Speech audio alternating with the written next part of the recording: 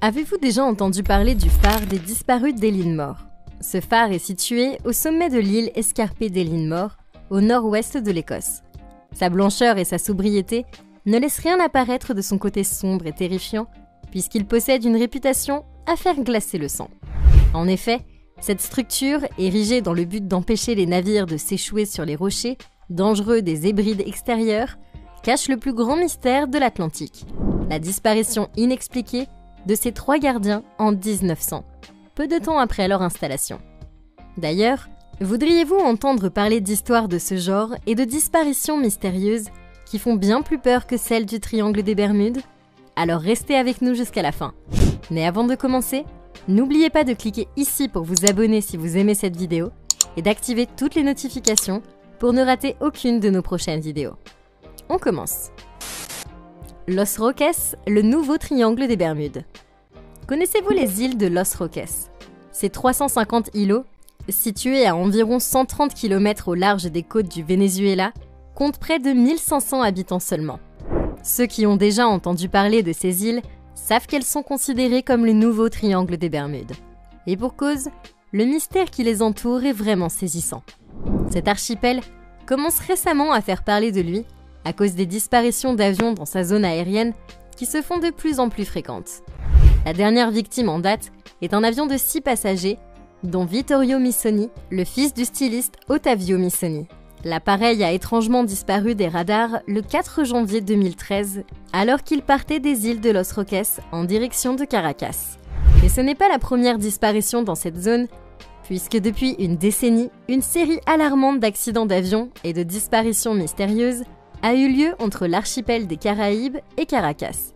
Et on compte au moins 15 incidents depuis les années 90, dans lesquels de petits aéronefs se sont écrasés ou ont brusquement disparu. En 2008, un avion qui traversait la zone s'est subitement crashé en pleine mer, faisant 14 victimes, et seulement un corps a pu être retrouvé. L'épave, quant à elle, semble avoir été engloutie par la terre. Le triangle des Bermudes, le plus grand mystère de l'histoire. Bien qu'on n'ait pas besoin de déballer toute la kyrielle d'événements tragiques qui ont eu lieu dans le triangle des Bermudes, ni parler des innombrables théories qui sont nées dans cette zone mystérieuse du globe, on va quand même le faire. Pendant de longues années, le légendaire triangle des Bermudes de l'océan Atlantique a captivé l'imagination humaine avec des disparitions inexpliquées de navires, d'avions et de personnes. Si certains spéculent que des forces inconnues et mystérieuses seraient à l'origine de ces disparitions, tels que les extraterrestres, d'autres pensent à l'influence du continent perdu de l'Atlantide ou à des tourbillons qui aspirent des objets dans d'autres dimensions. Certaines explications plus rationnelles pensent qu'il s'agit de flatulences océaniques telles que du gaz méthane jaillissant des sédiments océaniques qui engendraient des perturbations des lignes de flux géomagnétiques. D'autres encore pensent que le triangle des Bermudes n'est pas plus mortel que d'autres endroits dangereux du globe et qu'il ne s'y passe pas plus de naufrages qu'ailleurs. Et vous, qu'en pensez-vous? En route vers la mort. Savez-vous pourquoi on a attribué à la route des Yungas un surnom aussi gore?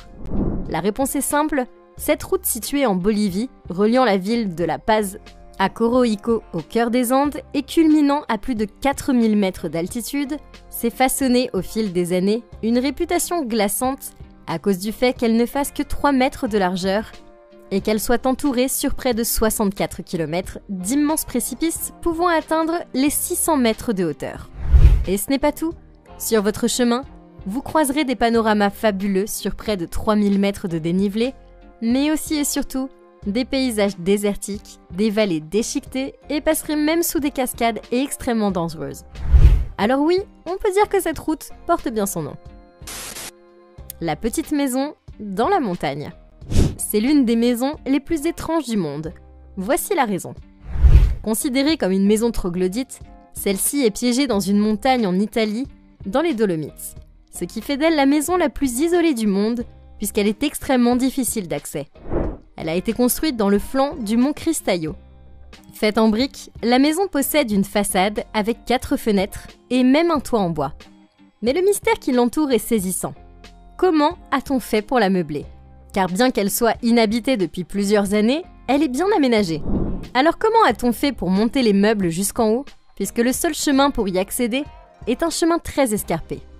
On vous laisse réfléchir? Et en parlant de maisons étranges, voici venue notre question du jour.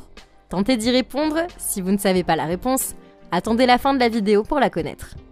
Quelle célèbre maison aux États-Unis est connue pour être en permanence surveillée par un inconnu qui se fait appeler le Veilleur et qui a inspiré la série The Watcher sur Netflix? A. 311 Wisteria Lane. B. 78 Beverly Hills. C. 657 Boulevard Westfield. L'île qui fait trembler de terreur.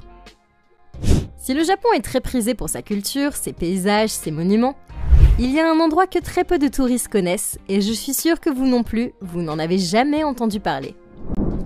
Il s'agit de Miyake-jima, une île de l'archipel des îles Izu, qui se trouve au sud de Tokyo et qui abrite environ 2884 habitants. Et non, ces habitants n'ont pas la vie tranquille puisqu'ils vivent sous une menace permanente. L'île est réputée pour ses conditions inhabitables et potentiellement mortelles. Et pour cause, Miyake-jima repose sur une chaîne active de volcans qui est entrée en éruption à 6 reprises au cours du dernier siècle, ce qui est énorme. Rien qu'en 2000, le mont Oyama de l'île est entré en éruption à la suite de 17 500 tremblements de terre. Et pendant un peu moins d'une décennie, aucun vol n'a été autorisé dans la région à cause des niveaux élevés de gaz toxiques, en particulier de soufre qui émanait du sol. 5 ans après l'éruption, les habitants de Miyake-jima ont été autorisés à retourner sur l'île, à condition qu'ils portent des masques à gaz en tout temps pour se protéger de la toxicité. Elle doit être excitante la vie là-bas. La partie cachée de l'île de Makari. Vous voyez cette beauté? Cette île de 34 km de long sur 5 km de large, située dans l'océan austral, à 1500 km au sud-est de la Tasmanie, a beaucoup fait parler d'elle, notamment grâce à son côté paradisiaque, de sa faune et de sa flore extrêmement rares et riches. Cependant, peu connaissent le côté maudit de l'île. En effet, l'île possède également plusieurs icebergs aux tailles titanesques, qui sont très dangereux pour les navires, à cause du fait que leur plus grande partie est cachée sous l'eau, ce qui menace les coques des bateaux, ainsi que la vie des marins. Le village maudit de Rocas-Parvira. Vous aimez les histoires de paranormal et de surnaturel? Non, nous n'allons pas vous parler d'un film d'horreur, nous allons plutôt vous parler de ce village maudit de Rocas-Parvira, situé dans les Alpes-Maritimes en France. Ce village raconte l'histoire de la reine Jeanne de Naples, mariée à l'âge de 9 ans à André de Hongrie. Elle hérite du royaume de Naples et du comté de Provence à 17 ans. La bataille entre les familles pour obtenir le pouvoir a conduit à l'assassinat d'André de Hongrie en 1345. Et les bruits courent que ce serait Jeanne la commanditaire. 2 ans plus tard, le frère du défunt, voulant venger son frère, a envahi la région avec son armée et Jeanne se réfugie alors en Provence dans le château isolé de Rocas-Parvira. Mais un soir de Noël, alors que Jeanne est sortie assister à la messe, dans le village tout proche de Coaraz, elle trouva à son retour ses 2 enfants morts assassinés de la plus effroyable des manières. Folle de douleur, la reine fit incendier le château et pour se venger, elle proféra une malédiction qui depuis s'est manifestée en une série d'événements bizarres et inexpliqués, à savoir une invasion de sauterelles, une succession d'épidémies de peste et de puissants tremblements de terre, fissurant et détruisant les maisons. Outman-Abrolhos, l'archipel du massacre. Il y a de nombreux archipels paradisiaques dans le monde, mais saviez-vous qu'il existait un archipel connu pour les massacres qu'il engendre, car il a été le théâtre d'un naufrage sanglant. Bien que les îles Abrolhos attirent de nombreux passionnés de plongée, grâce à leurs eaux turquoises et peu profondes constellées de récifs, elles sont aussi connues pour être le cimetière de plusieurs navires. En effet, plus d'une 50 de bateaux ont fait naufrage dans le chaos de récifs qui entoure l'archipel d'Outman-Abrolhos au cours des 400 dernières années. En tout, une vingtaine d'épaves y ont été trouvées, parmi lesquelles celle du Batavia, qui aujourd'hui est si célèbre qu'on n'a plus besoin de le présenter. Fleuron de la flotte de la Compagnie néerlandaise des Indes orientales, un somptueux 3-mâts des chantiers navals d'Amsterdam, un lourd voilier à gréement de 56 mètres de longueur, d'une capacité de chargement de 600 tonnes, armé de 30 canons, qui sombra une année seulement après sa sortie, en 1629, sur l'un des innombrables récifs de corail bordant les Abrolhos. Le naufrage a été si tragique qu'aujourd'hui encore, on en parle au même titre que le Titanic, d'autant plus qu'à son instar, il s'agissait de son tout premier voyage. Bangrar ou ville fantôme? Bangrar est une ville fantôme abandonnée depuis 400 ans à cause du fait qu'elle a la réputation d'être la ville la plus hantée d'Inde. Elle se situe précisément entre les villes de Delhi et Jaipur dans l'état du Rajasthan. Aujourd'hui encore, il est formellement déconseillé de ne pas y entrer après le crépuscule, sous peine de ne jamais revoir le jour. Cette ville a été érigée par le Maharaja Bhagwan Das en 1573. Ce dernier ayant demandé l'autorisation à Balunath, gourou local, ça commençait bien. Le gourou accepta à la seule condition que sa propre maison, qui se trouvait à proximité de la ville, ne soit jamais dans l'ombre des bâtiments. Si jamais elle venait à être effacée, la ville et ses habitants seraient alors condamnés par la malédiction. La ville n'a pas tardé à accroître et à prendre de l'ampleur, jusqu'à ce qu'elle ait atteint 10 000 habitants, voire plus, et acquis une renommée de richesse et de décadence. Tout allait bien jusque-là, sauf que les fameux commandements de Balunath ont été oubliés par le fils du Maharaja, et ce dernier a fait agrandir son palais, et par conséquent, piétiner la demeure du gourou, passée à l'ombre. Vous l'aurez deviné, la colère du gourou serait liée à une catastrophe qui a décimé la ville et ses habitants. Depuis, cette ville est connue pour abriter le plus grand nombre de fantômes, mais cela n'enlève rien à la beauté de cet endroit touristique très prisé pour ses bâtiments et ses temples. Voici quelques images. Dites-vous si vous seriez capable de vous y rendre. Le lac malchanceux du Canada. Quand on voit tous les événements mystérieux qui se déroulent, on se demande bien qui est malchanceux. Le lac lui-même ou bien les gens qui s'y aventurent. Situé à proximité de Provencher au Canada, ce lac a la fâcheuse réputation d'attirer tous les problèmes du monde. Si vous vous aventurez dans cet endroit, vous vous exposez à un risque accru d'enlèvement, de vol à main armée et de catastrophes naturelles mortelles. Le triangle du Nevada. Saviez-vous que sur Terre, il y a un autre triangle encore plus dangereux que celui des Bermudes? Celui-ci se prénomme le triangle du Nevada. Cette chaîne de montagnes de la Sierra Nevada, se situant à l'extrémité nord du désert de Mojave, en Californie, et cette zone est connue pour abriter quelques-uns des plus grands sommets de l'hémisphère occidental.